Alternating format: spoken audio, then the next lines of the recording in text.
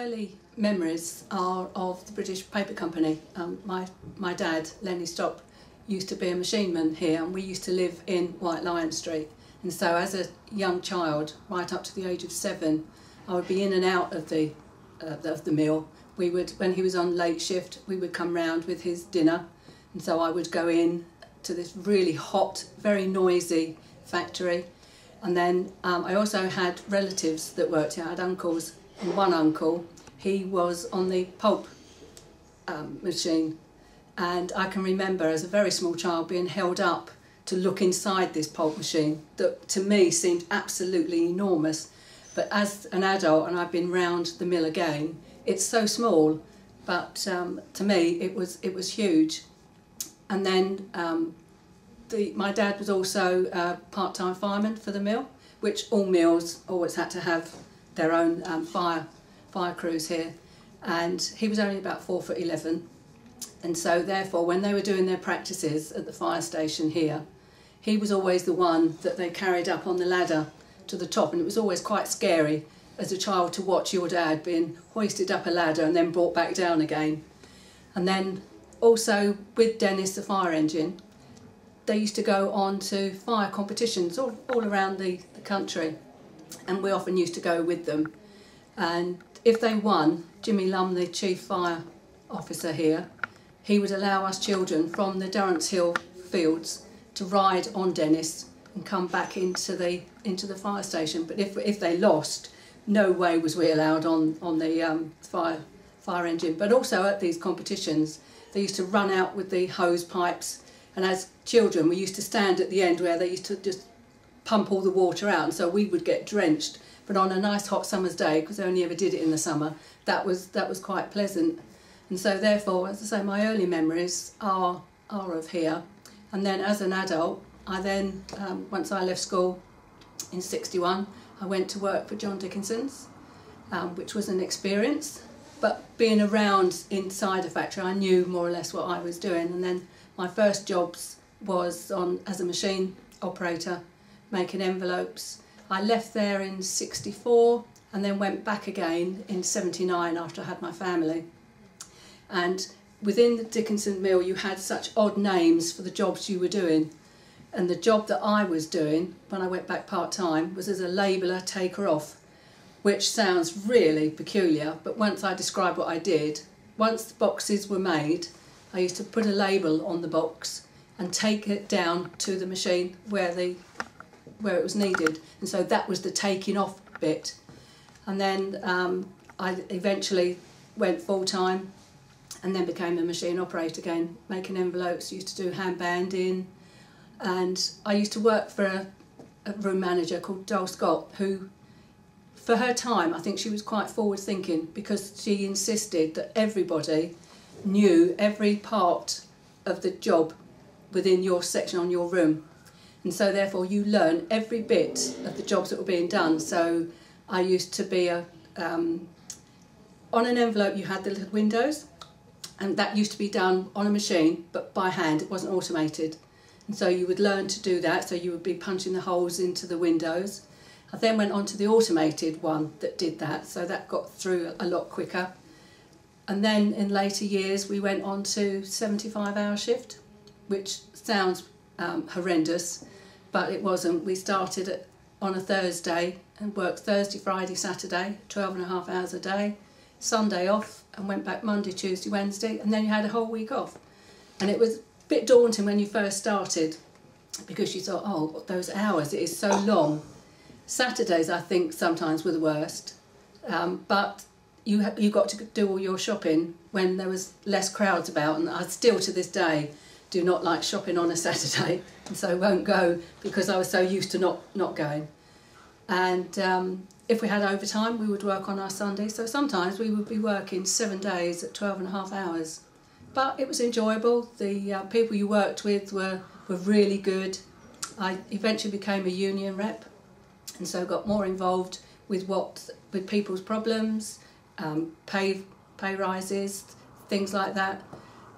I was involved when we had the first takeover, when Roland Franklin decided to buy out Dickinson's, well, it wasn't Dickinson's then, it was Dickinson Robinson Group, and I was a pensions rep on that, and we were going to London, very secret hush-hush stuff, to try and protect the pension, because we could see that Roland Franklin could see the pension pot, which was a huge amount of money in there, and he thought he could get his hands on that.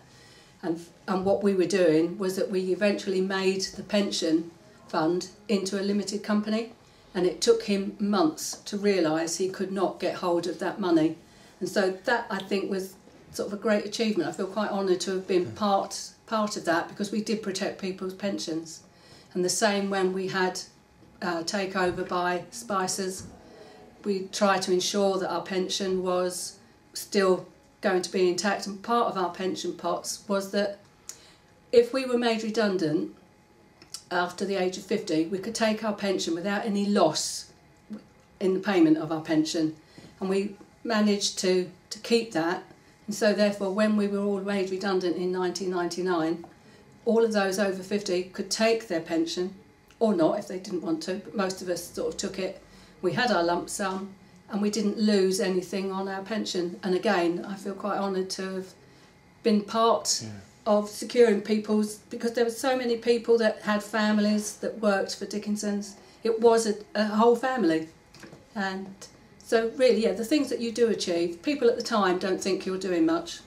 And a lot is said to you, and people sort of downgrade trade unions, but they are a necessary evil. They're not all about strikes. I never ever called a strike. I might have threatened it, but never called a strike, and got on well with the managers, because you were all out for the same thing, really. We were all out to try and keep jobs within the area, because Dickinson's, I'd say, have been here for years and years. Everybody worked here at some time in their life. And as I say, to have been a big family, you were part of a family. You had your characters, and you used to have sort of quite a lot of fun. Up at Christmases, when we were on the 75-hour shift, on a Saturday when we knew no managers would be around, we used to have a huge, great Christmas party. We would be collecting money each week to buy the food. Two of us would prepare the food in the morning, and in the afternoon we'd all shut down, have our party, and then get back to work again. So that was, it's all part of the camaraderie. And if you see people nowadays, they will often say to you, if Dickinson's ever opened up again, which we know they can't, they would be first in line to go back, because they really enjoyed what they were doing. And I did as well. I never sort of thought in the mornings, oh no, I've got to go to work. It was always quite a pleasure. It was only towards the end it wasn't a pleasure to go, because all the machinery was taken away, and we were playing games most of the time, being paid for it, but it wasn't really what any of us wanted. None of us wanted to leave and find anything else. So, and I occasionally see some people, but sometimes you can go into the town and not see a soul. I don't know where they've all disappeared to, because there were so many people that worked here. But again, they might have taken the opportunity to move away, I don't know. But those I do see are still often talk about, the times that we had within Dickinson's. How did the town change around you from where you started to the present day? Yeah, the town, because Dickinson's, before we moved on to the Bellswains Lane site, was only on the London Road site. And as a child, so many people walked from the mill along the London Road. And as a child, we used to have our Guy Fawkes night, and put them out, and the money you used to collect used to be really, really good. And then you would find all the buses, as well as you got older, would run down to the mill. So if you wanted to go somewhere else between 12:30 and 1:30 in the town, none of the buses would be running, because they would all be coming down to the mill. You had the old Bream buses, and they used to, a private company. And I actually saw in the paper the other day that one of the guys who used to do the Bream, he actually came to work at Dickinson's, and he was a lift operator, and he died, unfortunately. But his lift, in the Christmas times, he used to do up like Santa's grotto, and of course going between floors, because you had about 4 floors, going between floors, and he would come down, and that would make you smile. And it was, as I say, it was the characters in the mill that really made it. But yes, everything was geared up to work in here. We had Shendish House, which a lot of people, when that got sold off, were very upset because that was classed, that was ours. It was donated to the workers of John Dickinson as our sports and social club. Now it's a golf club and a hotel. It's we lost all of that. Used to have fun days up there once a year, and then other sites would come because we had obviously places in Kirby, Bristol, and they'd all come down for this day, and they'd have tug of war, there'd be football matches, all things like that. And it was a great, and then we used to have in the old canteen, the Guild House, had a marvellous dance floor. Used to have dances in there. They used to be really good. And as I say, that obviously all went, which was a shame. Which parts did you get involved in these, or did you get involved in the local clubs, like cricket or the dancing? Or We used to go to the yearly, the annual dances. They'd have probably one in the summer and one at Christmas. Yes, so I used to go to those. They used to be really good. Used to go up on the days, on the sports days. Never really got involved in the sports side of it, but would watch. And of course, I had a really marvellous bowling green that lots of people used, but I wasn't one of them. And what was the mood like when Dickinson's closed in the town and the workers? Oh, I think it was utter shock. I mean, I personally was on holiday in Scotland and was driving back from Scotland, put the local radio on as we got nearer to Hertfordshire, and heard on the radio that we were going to close, and I was so stunned that we missed our turn-off.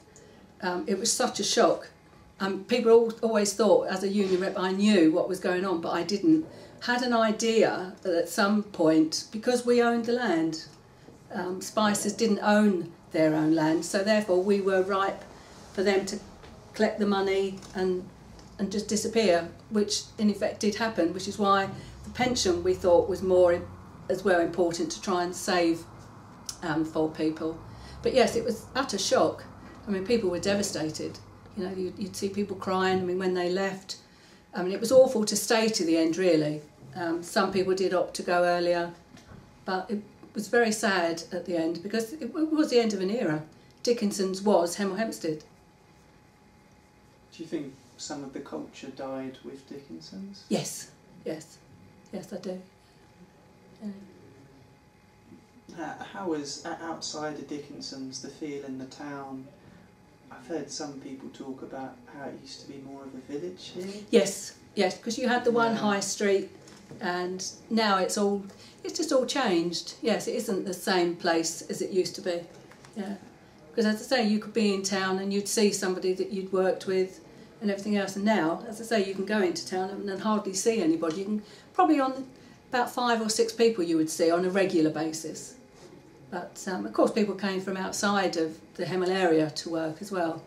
And then once they, you know, had got enough money and they were buying the houses, moved out, and so therefore they don't live in the area anymore. Do you still keep in touch with those you worked with? A few, yes. Yeah, not many, but a few. Otherwise you'd be forever. I mean, there was at one time a group that did meet, but I think that folded. I don't know if it was apathy that made it close, or, you know, you grow out of things, I think, sometimes. You know, what more do you say to someone? It's different when you were seeing them on a daily basis. But once a year, when you got the initial things over, what more do you say? You can only just keep going back to, do you remember when? What do you think was the secret to Dickinson's success? Why everyone is so fond of it and likes to reminisce? I don't really know. I mean, I had people that knew of people that had come in once we started the 75-hour shift and they needed more people. Had come in and would be moaning, oh, you know, it's too strict and everything else, and they left, went to work somewhere else, and then when you saw them, they said, we never realised how easy we had it. Because so long as you did your work, you were fine, you know. But yeah, I think it was just that you saw the same people every day. You didn't get much coming and going. So you saw the same people every day and you had a rapport with them. So